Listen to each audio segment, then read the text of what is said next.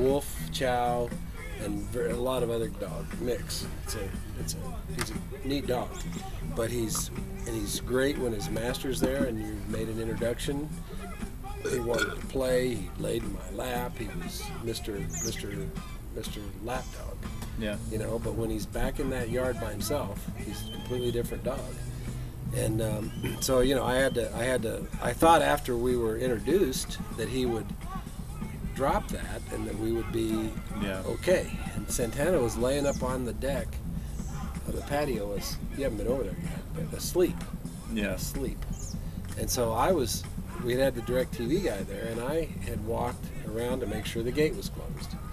And he was dead asleep, laying flat out, feet, you know, like.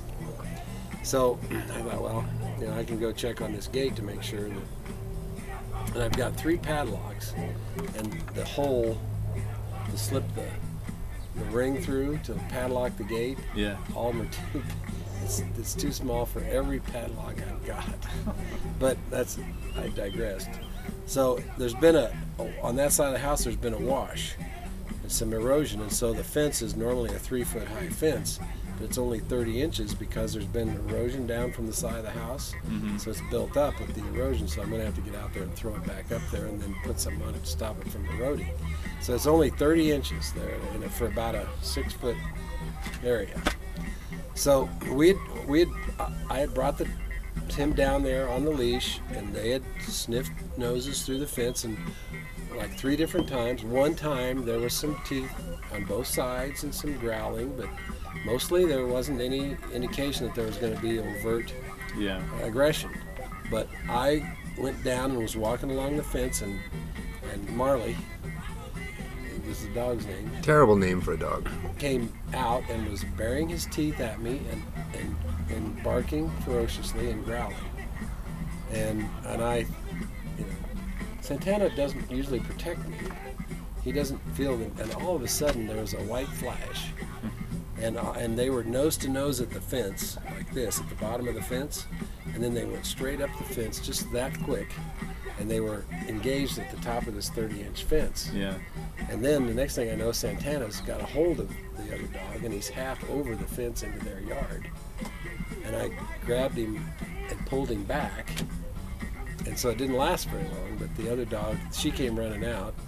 She's about your age. She's got a 9-month-old. She's really cool. And Marley goes limping off, and he's got an abrasion on his nose, and he's got a bite on his front leg. And so he's not limping anymore. I saw him, but they've been keeping him in. And she says, well, let's have a system where you can let me know when Santana's going to be out here, and I will keep Marley in. And I said, no, hey, Marley was here first. You know, I'll always have him under control when we're out there. So this doesn't happen again. And I'm going to get out there with a shovel and throw all that dirt back up the hill and try to fix it so it doesn't erode away anymore, so we don't have that 30-inch. Yeah. Because that's a big difference.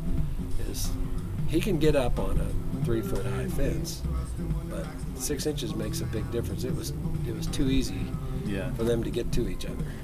There might be another way to settle things. I'm sure this is going to be a very positive. Well, no. Just hear me out. Canine Thunderdome. 2 dogs enter, 1 dog leaves.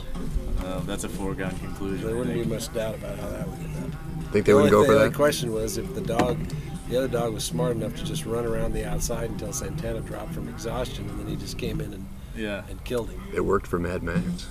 Yeah. It worked in the life of Brian. Well, we're just going to make sure it doesn't happen anymore.